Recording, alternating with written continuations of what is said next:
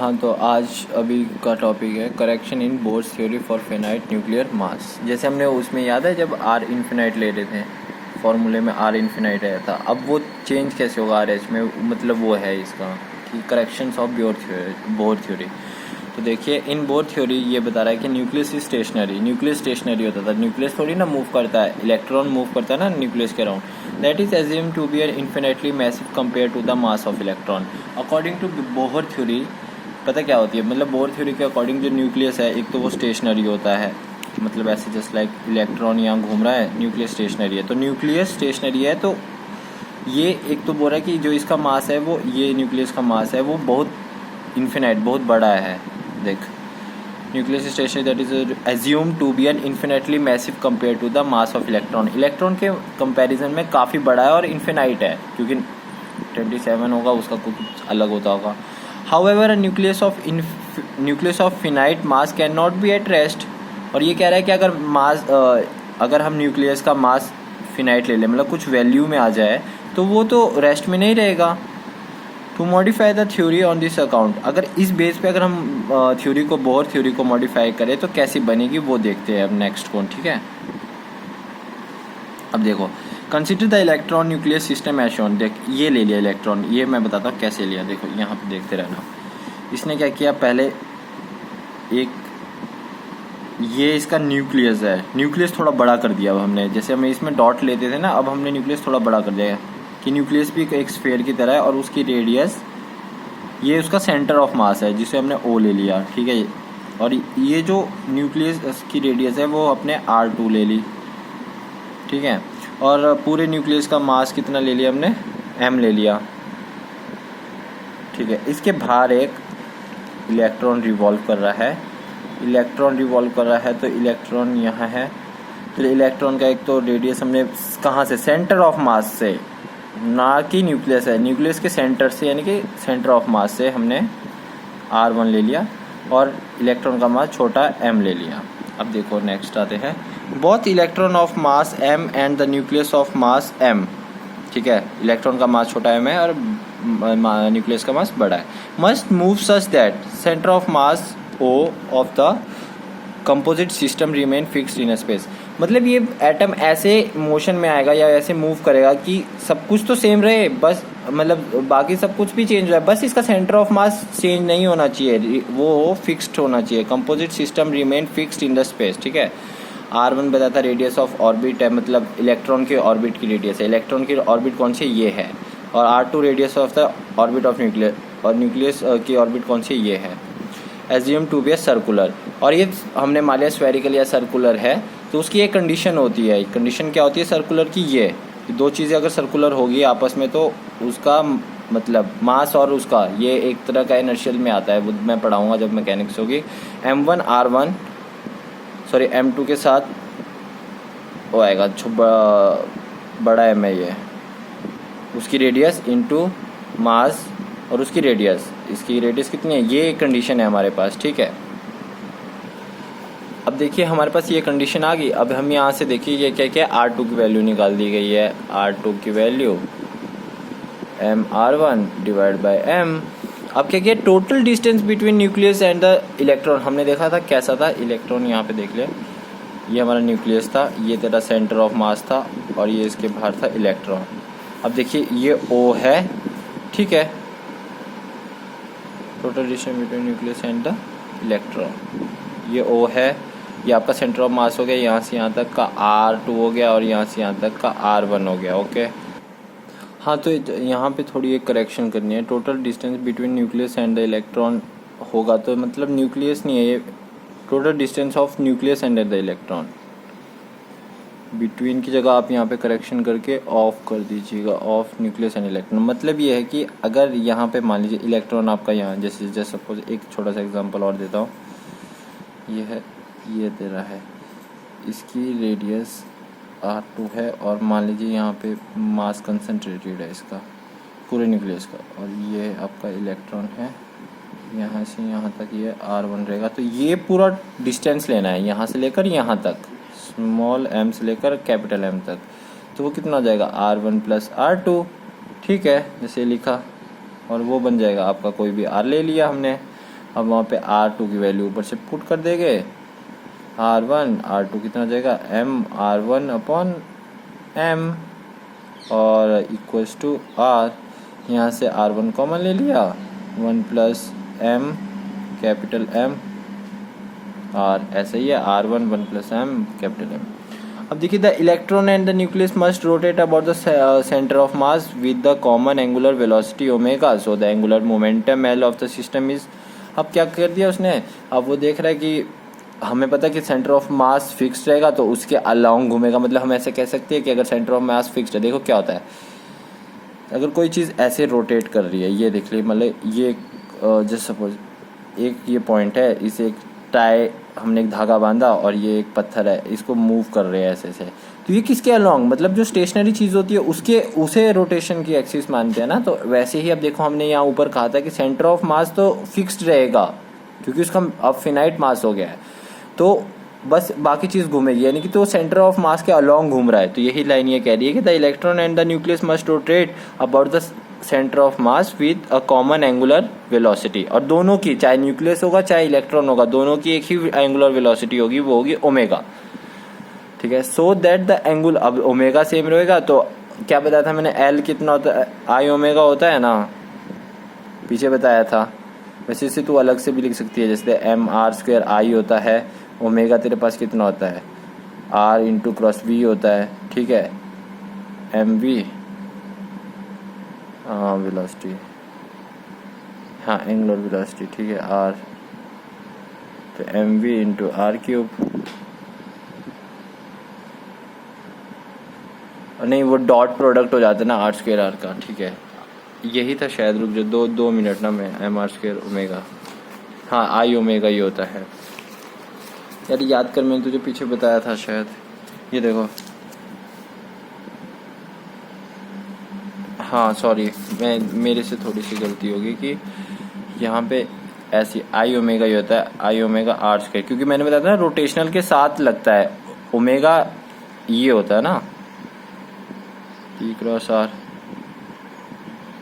Omega v cross r, ठीक है, omega we upon are होता है, वी अपॉन आर हो गया, आर से आर कट गया, एम आर वी, एम और वी तेरा पी हो जाएगा, और आर मैंने तुझे बताया था कल की एल कितना होता है, पी क्रॉस आर होता है, देखो तो वही क्या, L equals to m r square I omega, m r square omega, m यहाँ पे छोटे का लिखा है मतलब इलेक्ट्रॉन का, और ये R1 है तेरा उसकी रेडियस का स्क्वायर, और ये बड़ा M है मतलब न्यूक्लियस का, और ये देखो अब क्या किया इसने सिंपली पुट कर दिया यहाँ पे, वही ऊपर से ऊपर की वैल्यू लिख दी, यहाँ पे R2 की वैल्यू उसने ऊपर से डाल दी शायद, हाँ उसने R2 की वैल्यू डाल दी ऐसा, हाँ R2 की वैल्यू कैसे डाली उसने मैं बताता हूँ, R2 की वैल्यू ये चीज़ डाल दी, याद था हमने पीछे निकाला था इस वाली चीज़ से, ये वाली कंडीशन दी थी आपको, इस कंडीशन से उसने R2 की वैल्यू यहाँ पे पुट कर दी R2 की, और उसका स्क्वायर है, स्क्वायर कर दिया, M का स्क्वायर हो जाएगा, बड़े M का स्क्वायर हो जाएगा R1 स्क्वायर, ठीक है, तो M से M स्क्वायर कट जाएगा, उसका कट गया, बचा फिर ये इसने पूरा का पूरा ऐसे लिख दिया, जस्ट मैं आपको यहाँ पे ड्राइव करके बता देता हूँ। उसने क्या किया, L लिया, पहले इलेक्ट्रॉन का मोमेंटम लिखा उसने, इलेक्ट्रॉन का क्या था छोटा m, सॉरी इतना L छोटा m, R1 था उसका स्क्वायर, और ओमेगा तो कॉमन है, प्लस बड़ा R2 का स्क्वायर ओमेगा। अब इसने क्या किया, M R1 स्क्वायर ऐसे ही लिखा रह गया, और R2 की वैल्यू यहाँ से पुट कर दी, तो वो हो जाएगा छोटा m का बड़ा इसका स्क्वायर और कैपिटल M का स्क्वायर, और साथ में ओमेगा, यहाँ से ये कट जाएगा, सॉरी ये कट जाएगा, फिर ये बचा M R1 omega square, M square R1 omega capital M, ठीक है। अब यहाँ से ये पूरी चीज़ कॉमन ले सकते हैं, बस यहाँ पे M बच जाएगा, ठीक है, M और कॉमन ले लिया, 1 प्लस छोटा m कैपिटल M, ये आ जाएगा, यही आया, देखो ये और ये सेम है, हाँ सेम है, L इज इक्वल टू ये आ गया आपके पास, ठीक है। अब देखो ऊपर put the value of R1 की भी वैल्यू पुट कर देते हैं, R1 की वैल्यू पुट करते हैं, ठीक है। हमने ये देखा था ना, यहाँ से वैल्यू देखो R1 R2 R यहाँ से था, ठीक है। तो R1 यहाँ से क्या हो जाता है माइनस R2 की वैल्यू ऊपर से डाल दो, R minus M R1 capital, ठीक है, यही थी, ठीक है। इस चीज़ को इस तरफ ले जाएंगे, MR1 कैपिटल, R1 कॉमन ले लिया, 1 प्लस ये आ गया R1 की वैल्यू आ गई R/1 प्लस M। इस वैल्यू को आपने इस जगह डाल देना है, इस जगह पे, ठीक है। अब देखिए हम डालते हैं शिट, हाँ, उसने R1 की R/1 प्लस M का स्क्वायर था ना, स्क्वायर, ये देखो स्क्वायर था, और यह ओमेगा, ठीक है। फिर 1 प्लस M। अब ये देखिए, जब ये स्क्वायर ऊपर का स्क्वायर भी हो जाएगा, नीचे का स्क्वायर भी हो जाएगा, तो बिल्कुल डिटो स्टेम है। तो एक से यहाँ स्क्वायर है ना, यहाँ एक से एक कट जाएगा, तो बचेगा हमारे पास M R square 1 plus M omega. देखिए ये ऐसे ही कुछ बचता है, देखिए ये टर्म और ये टर्म सेम है, ये वाली टर्म सेम से। यहाँ इसने क्या किया, एलसीएम ले लिया इसका, छोटा मतलब एलसीएम ले लिया, एलसीएम ले लेंगे, चलो एलसीएम मैं सारा ही कर देता हूँ। इसने एलसीएम लिया, यहाँ पे कैपिटल M, यहाँ पे capital M plus small m आ जाएगा, ऊपर R स्क्वायर, साइड में ओमेगा, यहाँ पे छोटा m। अब ये बड़ा M ऊपर चले जाएगा, तो लाइक टर्म ऐसे हो जाएगी,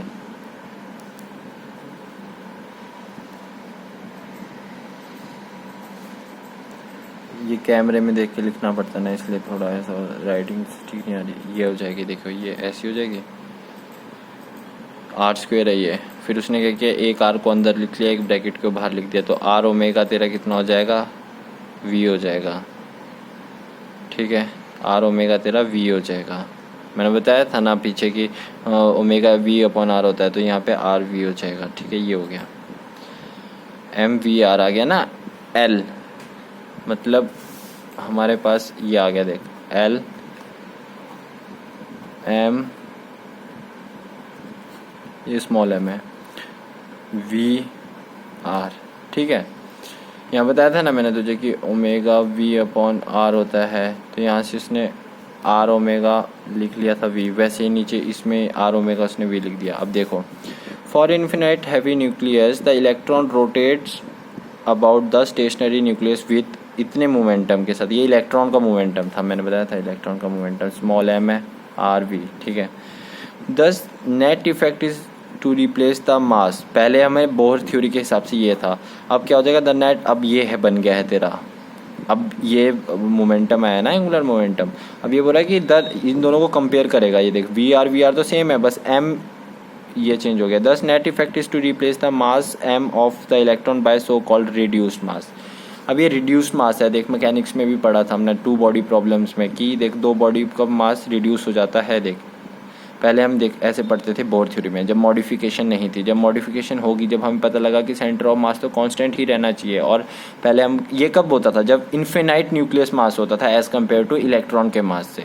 बट अब क्या किया हमने, फिनाइट मास लिया ना, जब स्टार्टिंग में देखो यहाँ पे बोला था हमने, ये देख can not be raise to modify, तो इसलिए तो अब न्यूक्लियस का मास भी कंसीडर कर रहे हैं, तो ये बड़ा M न्यूक्लियस का मास हो गया और छोटा M तेरा इलेक्ट्रॉन का मास हो गया, बाकी चीज़ तो सेम ही है, तो ये रिड्यूस मास हो जाता है। ये देख वही एलसीएम लेगी, वही ऊपर आ जाएगा, तो ऐसे रिड्यूस मास करते हैं। अब देख the Rydberg constant would now become, अब रीडबर्ग कांस्टेंट भी चेंज हो जाएगा, कैसे हो जाएगा, RH है, बिल्कुल डिटो टर्म है, ये याद करो, ये पीछे टर्म है, म्यू को छोड़ दो बस, अभी E4 ये वाले मैं बताता हूँ कहाँ पे है। ये देखो, सॉरी, ये देखो Me48EH5। चलो मैं लिख लेता हूँ, फिर पेज पलटने की ज़रूरत नहीं होगी। अब देखो आर इन्फिनाइट ये था, ठीक है, पर यहाँ पे m क्या था, ये इलेक्ट्रॉन का मास ही यूज़ हो रहा था यहाँ पे, पर उस टाइम क्या था, पर न्यूक्लियस का इन्फिनाइट था, ठीक है, तो इसलिए इलेक्ट्रॉन का मास ले रहे थे। अब क्या हम पता है कि न्यूक्लियस का मास भी फिनाइट है और वो जो सेंटर ऑफ मास है वो मतलब एक ही प्लेस पे रह रहा है, ये मास चेंज हो जाएगा तेरा म्यू में, ठीक है।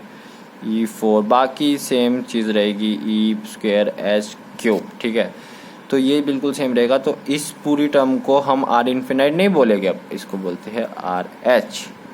क्या बोलते हैं? R H. अगर इसे सॉल्व करने की कोशिश करें, अगर देखें तो रिलेशन निकालना हो तो रिलेशन निकाल सकते हो आप। आर एच म्यू, म्यू में क्या आता है, म्यू में म्यू का फॉर्मूला था आपका, सॉरी यार, म्यू का फॉर्मूला में ये था, हाँ नहीं 1/म्यू का था, याद रखिए वो 1/म्यू था शायद। अरे सीधा फॉर्मूला था ना, मुझे भूल गया, सॉरी। म्यू का फॉर्मूला होता है 1/म्यू का, देखो मैंने बताया था आपको 1/म्यू ये होता है, ठीक है। तो म्यू ऐसे रखा, ये हो गया एम ही हो गया, म्यू का फॉर्मूला आ गया, मल्टीप्लिकेशन ऊपर आता है, इसमें थोड़ा कंफ्यूज हो गया था मैं, छोटा है तो ऐसे ही लिख दे, स्मॉल है में, बाकी E4 80² लिख दिया, ठीक है। अब इन दोनों को तो दोनों के नीचे लिख सकता है, नहीं प्लस में लिखते हैं दोनों के नीचे, मल्टीप्लिकेशन है तो एक के नीचे ही लिखा जाएगा, तो ये ऐसे लिख सकते हैं m⁸, ऐसे लिख सकते हैं, हाँ लिख सकते, क्यों नहीं लिख सकते।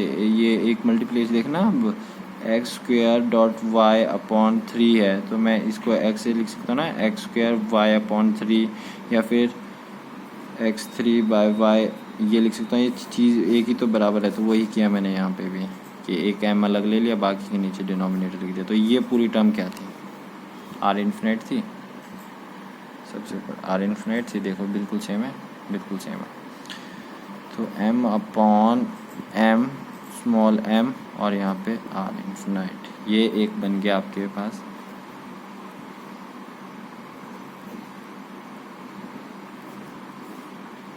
आर इन्फिनाइट फॉर्मूला, ठीक है।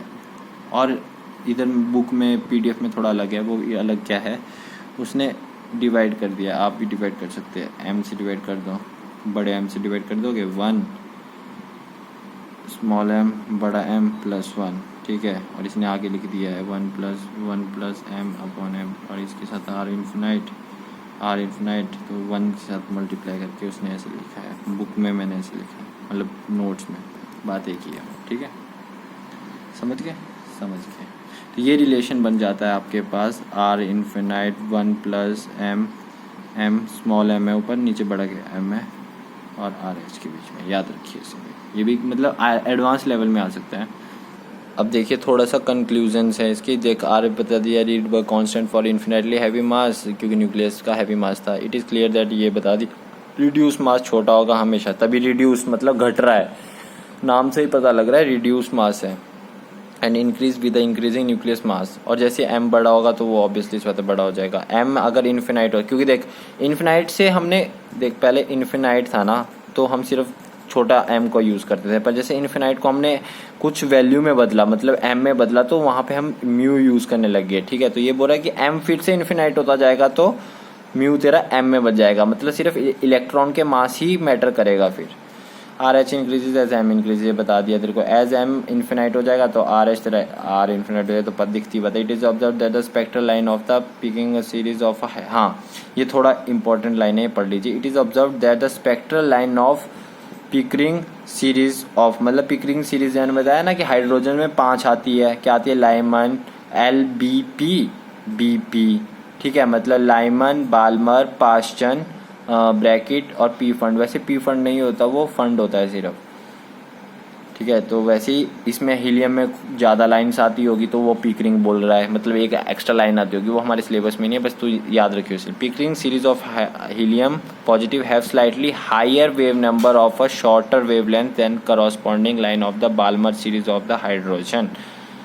The explanation line the fact that RHE बड़ा होगा RH से, वही M वाला, क्योंकि जो देखना HE होता है, HE एक सेकेंड नंबर है, मतलब उसमें दो चीज़ें होगी, दो इलेक्ट्रॉन हो गए, तो दो इलेक्ट्रॉन होगी, दो प्रोटॉन भी हो गए, तो न्यूक्लियस का मास थोड़ा बड़ा हो जाएगा ना उससे, तो वो यकीन इन्फिनाइट की तरफ जा रहा है, तो RH ही बड़ा हो जाएगा। मैंने बताया था कि अगर जैसे जैसे M बड़ा होगा, मतलब ये देखो as RH increases as M increases, तो HE का न्यूक्लियस बड़ा होगा और हाइड्रोजन का न्यूक्लियस छोटा होगा, तो जिसका न्यूक्लियस बड़ा होगा उसका RH भी बड़ा होगा, बस ठीक है। और ये है बोहर्स करॉस्पॉन्डिंग प्रिंसिपल। मेरे हिसाब से तो तू खुद एक बार रीडिंग कर लियो, या मैं एक छोटी सी वीडियो बनाता हूँ उसमें मेन पॉइंट्स बता दूंगा, ठीक है। बाकी यहाँ तक ही न्यूमेरिकल आते हैं, ये नेक्स्ट मैं तुझे थोड़ा थोड़ा इंपॉर्टेंट बता देता हूँ एक छोटी सी वीडियो बना के।